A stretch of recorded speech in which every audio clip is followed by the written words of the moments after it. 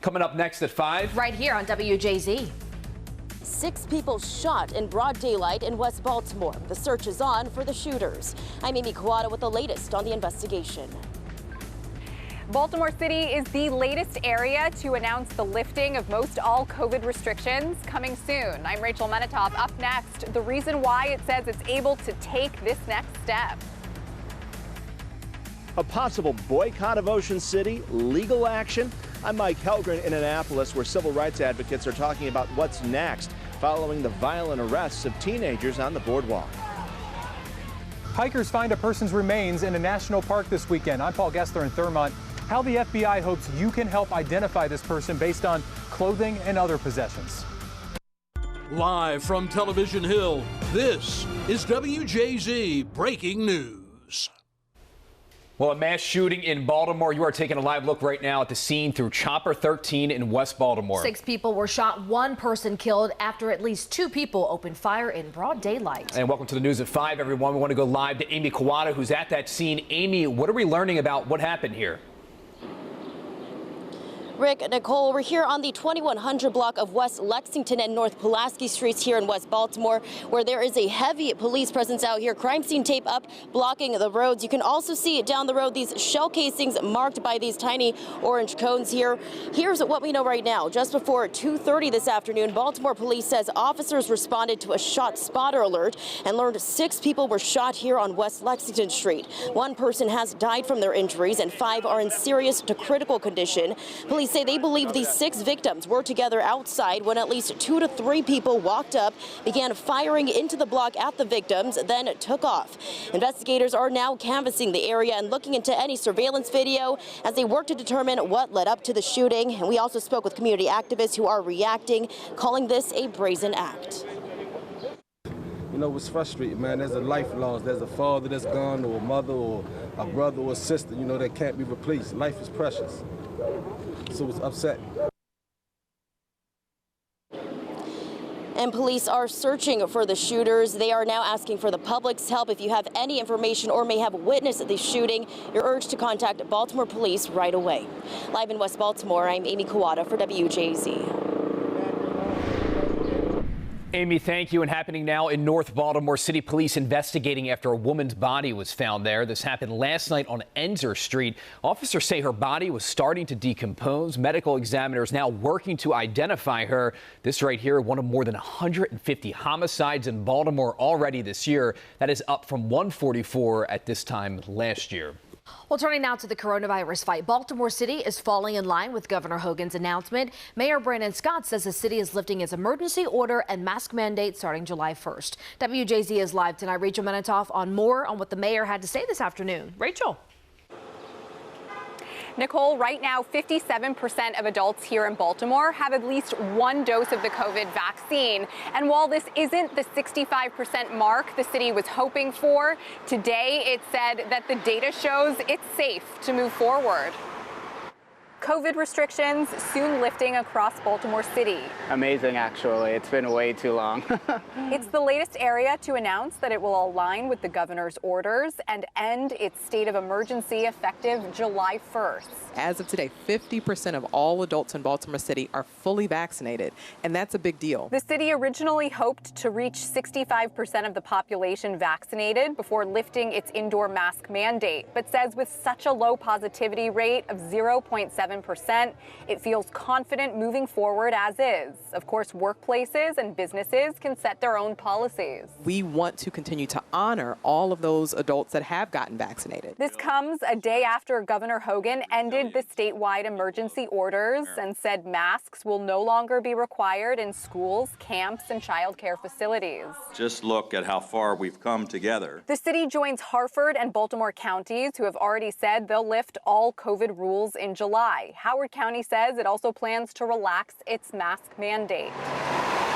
Baltimore businesses say it's the news they've been waiting for. We need to get back to normal. Laura McCormack is the owner of Urban Deli in Federal Hill. For us, it makes a tremendous difference. It's a catch-up game now, you know, so I've got another, 2 years to get back to normal.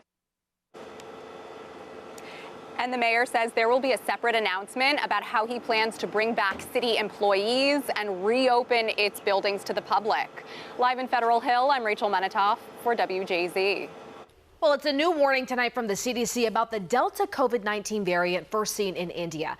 The agency now says this is a variant of concern. It believes the more contagious strain now makes up about 10% of the cases we have here in the U.S. Experts worry this could pose a risk to people who are not vaccinated. And another big story we're following tonight, new developments in the viral arrest of teenagers caught on camera in Ocean City. The NAACP calling for an independent investigation into the conduct of those officers. And for the first time, we are hearing from a teen who police tased on the boardwalk. WJZ investigator Mike Helgren has it all covered for us tonight, live in Annapolis, where civil rights advocates spoke this afternoon. Mike. Rick, and that 18-year-old is disputing the Ocean City police account of what happened to him. Now, civil rights advocates called for justice. They spoke under the statue of the late Supreme Court Justice Thurgood Marshall here in Annapolis today. We should note that we reached out repeatedly to the Ocean City mayor's office for comment on what their next steps are, and they have not returned our calls. When we fight, we win. The NAACP and other civil rights advocates condemned the violent arrests of teenagers in Ocean City in two incidents that began when police confronted them over vaping, which is prohibited on the boardwalk. Thank God that these young men have their lives spared. I am grateful for that, but I am not in any way satisfied with what I saw on the video. The NAACP is calling for the officers to be suspended. While some are hesitant to call for a boycott of the resort town, others say it's time. Everything is on the table. We haven't ruled out a boycott. We have not ruled out any action in particular that is lawful and will put the appropriate amount of pressure on Ocean City to comply with the law and with the good spirit of treatment of people who come from all over the country. Lawyer Billy Murphy, who represented Freddie Gray's family, said one of the arrested teens reached out to him. We're going to file every possible legal action against them that the law permits. Ocean City police have declined interview requests, but contend the teens were disorderly and in some cases threatened officers. They say the use of force is under review. I'm upset about getting tased, but I'm just glad it wasn't a gun. Police tased 18-year-old Tajir Griffin, who was visiting from Perryville on June 6th. It all started out as a normal day, and then I'm being arrested over a vape. Now, police say he threatened to kill officers. Griffin says that is in no way accurate. Reporting live in Annapolis, Mike Helgren, WJZ. All right, Mike, thank you. Meantime, the FBI now asking for your help tonight after human remains were found on a trail in Catoctin Mountain Park. WJZ is live for us in Frederick. Paul Gessler talked to investigators about what hikers found there, and Paul, how close this was to Camp David. Well, Nicole, these remains were found about a mile from Camp David, that presidential retreat. But at this point, the FBI says all that appears to be just a coincidence. They need your help first, they say, to identify who this person was.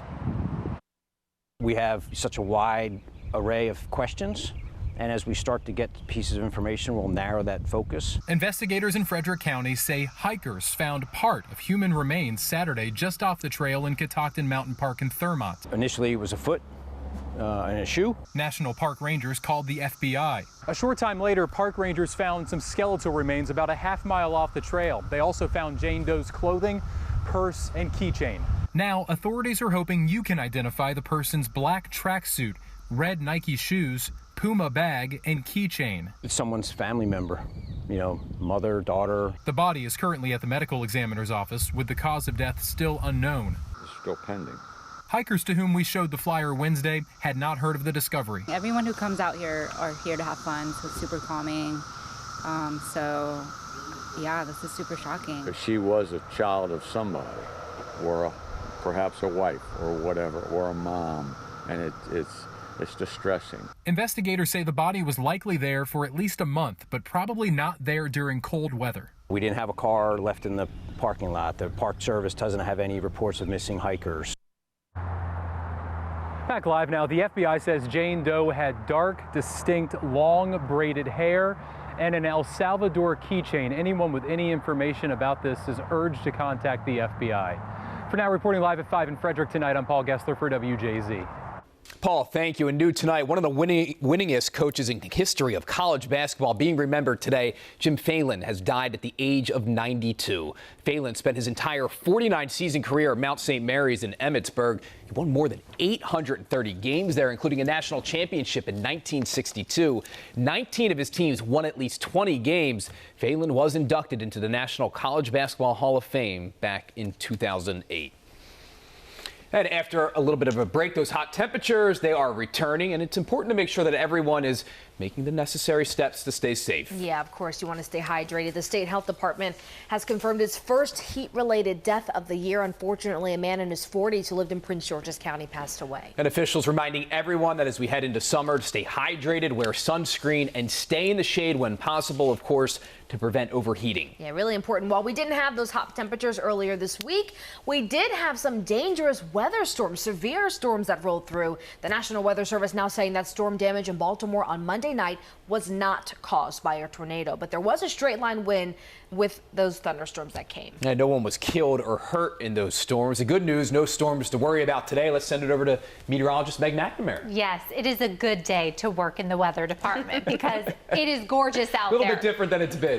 Yes, I'll take today for sure. I just arrived for the sunshine here. So beautiful blue skies, temperatures, many of us are in the upper 70s into the low 80s, and we have a ways to go here. So you have plenty of time to watch WJZ, and then of course you can get out for a little bit of a walk here before sunset at 8:36 this evening. So look at us go, BWI. We were in the 70s. We are now up to 80 degrees, 78 for Frederick, 76 in Westminster.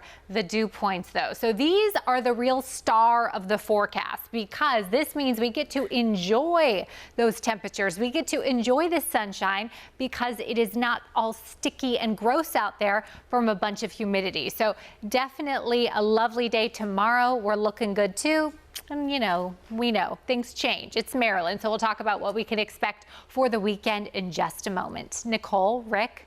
Meg, thank you. And if you have missed live musical performances over the past year, I think we all have. Oh, yeah. Get ready to grab your lawn chair. The Baltimore Symphony Orchestra's free summer concert series making a comeback now. The fun begins July 8th at Oregon Ridge Park and will continue weekly at different locations through the end of July. Now, even though admission is free here, advanced registration is required. Reservations open June 22nd on the BSO's website. We have a link with more information and the full summer schedule on our website.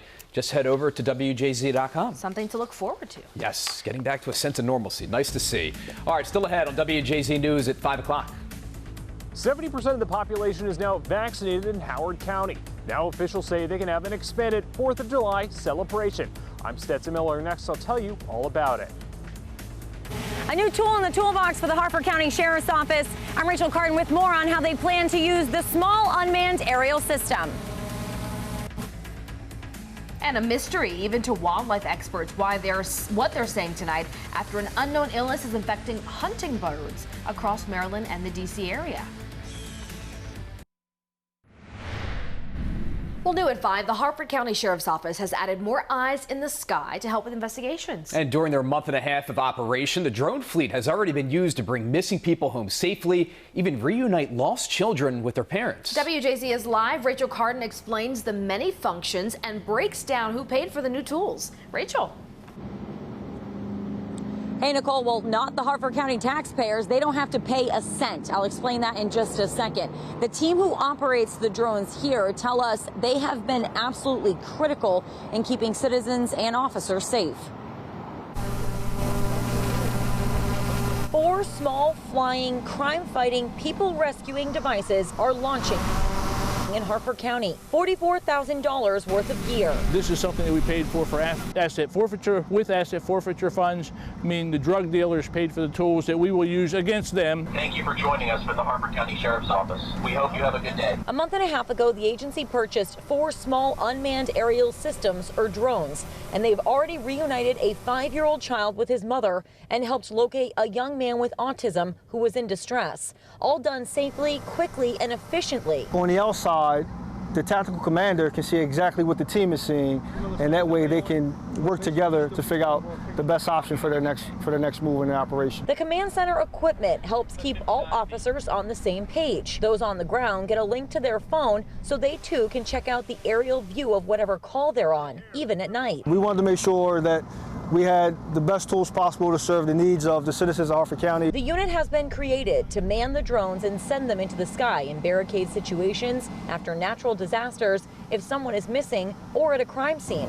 It's not a spy tool. What it's not, and what it is sadly sold as too many places around the country, is Big Brother. The drones can go as far as the operating officer can see and as high as 400 feet. They can't always fly in the rain and are restricted from certain airspaces, but overall, they're aiding the department in making Harford County safer. Now, the agency is aware that they might have to upgrade as new technologies become available, but they tell us they're very excited that the ones they have already paid off. We're live in Edgewood. I'm Rachel Carden for WJZ. All right, Peloton users, listen up. You're being warned about a new security threat tonight. It's related to the touchscreen on the Bike Plus, and it could potentially be controlled by hackers. A cybersecurity company discovered a vulnerability that has allowed hackers to access Peloton's bike screen and potentially spy on riders using its microphone and camera. The threat most likely impacts bikes used in public spaces, though, like gyms, because the hackers, of course, need access to the screen using a USB drive to deliver a malicious code. Peloton did release a mandatory software update to fix this issue earlier this month. Meantime, the American Red Cross tonight trying to get help to fix the severe blood shortage we're facing by offering an incentive to roll up your sleeve. As a thank you, anyone who comes in to give blood through June 30th will receive a $5 Amazon gift card. In most cases, those who have received a COVID-19 vaccine can donate, but donors must name the manufacturer of the vaccine that they received. Well, millions of dollars on its way to Maryland to help support the live entertainment industry. $10 million going to be split up across 65 venues and promoters. That includes the Baltimore Symphony Orchestra, Merriweather Post Pavilion, Royal Farms Arena, and the Hippodrome Foundation. The relief funding, in addition to the $30 million allocated to venues earlier this year, this is all part of the state's economic recovery plan. Some exciting news here. Howard County planning to have a party this 4th of July. County leaders have just announced they're expanding the 4th of July celebration after the county surpassed a milestone in its vaccination effort. More than 70% of the county's eligible residents are now vaccinated, more than anywhere else in our state. WJZ is live tonight. Stetson Miller telling us all about the big plans here. Hey, Stetson. Hey there, Nicole. Yeah, it's great news for people in Howard County. Now they can finally celebrate the 4th of July just like they used to, and not just with fireworks, but now with live entertainment and food. Get ready for a full-fledged 4th of July celebration in Howard County. Because of our incredible progress, we are excited to bring back the fireworks to downtown Columbia Lakefront in this celebration. County Executive Calvin Ball announced Wednesday that the fireworks event will also now include food trucks, live bands, and other entertainment because of their progress in COVID-19 vaccinations. Over 70% of people in the county are now fully vaccinated, the highest out of any county in the state. So people, I guess, will be attending the fireworks with, no masks and family and everything. It'll be a great time. The fireworks show is 22 minutes long and starts at 9:20 p.m. But the music, food, and fun begins at 5.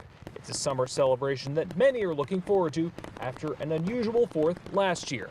We didn't get to do anything last year, just kind of sat at home, and this year there's actually going to be something to celebrate. So mark your calendars for the 4th. It's happening on the Columbia Lakefront, and once again, starting at 5 p.m. We're live downtown. Stetson Miller for WJZ. Stetson, thank you. All right, who wants to live in the home of an Orioles legend? I mean, come on now. Here's your chance. Hall of Famer Rick Dempsey selling his Baltimore condo. The 2-bed, 2.5-bath condo sits right on President Street, even has some harbor views. It could be yours for just $895,000. Who's got the cash? 1983 World Series MVP selling it so he can spend more time at his home in California, where his family lives. But his realtor says he is still a true Baltimorean who loves this city more than anyone she knows. That's pretty darn cool. It is beautiful. All right, if you haven't started shopping yet, this is your reminder. Don't forget about the dads. Father's Day is Sunday, and it appears this year people are going to splurge on dad. Good news for you. I'd say so. The National Retail Federation predicted consumers will shell out upwards of $20 billion. That would be the most Father's Day spending on record. Now, the Federation also says those surveyed here planning to spend an average of $174 on gifts and other items for dad. I don't think you guys need that much. No, I'm a simple guy. No. Spend some time with my girls. I'm $20 good. is good. Mother's Day is when. That's right. That's what counts. Dads were good. I'm totally kidding. Dads matter. Still to come for you tonight on WJZ News at 5. A live look outside where it has been a cooperative, sunny, clear day out there. This is one of the most beautiful days we've had so far this year. Meg McNamara back with your full forecast right after this. Rick, Nicole. A big weekend for sure. Absolutely, Meg. Thank you. Still ahead on WJZ News at 5, we continue to follow that breaking news out of West Baltimore. A mass shooting in broad daylight leaves one person dead and 5 others in critical condition. Our Amy Kawada is live at the scene. Mayor Brandon Scott explains why he was absent from a town hall meeting after violence in Fells Point. I'm Avajway Burnett. Hear why the mayor said he will not pick winners and losers when it comes to addressing issues in the city. An historic summit between President Biden and Russian President Putin is in the books. I'm Natalie Brand with the key issues discussed and when President Biden says we'll know if it was a success. Using basketball to tackle mental health issues in kids. That's coming up on WJZ. But first, today's report from Wall Street. The roller coaster continues. We'll be right back.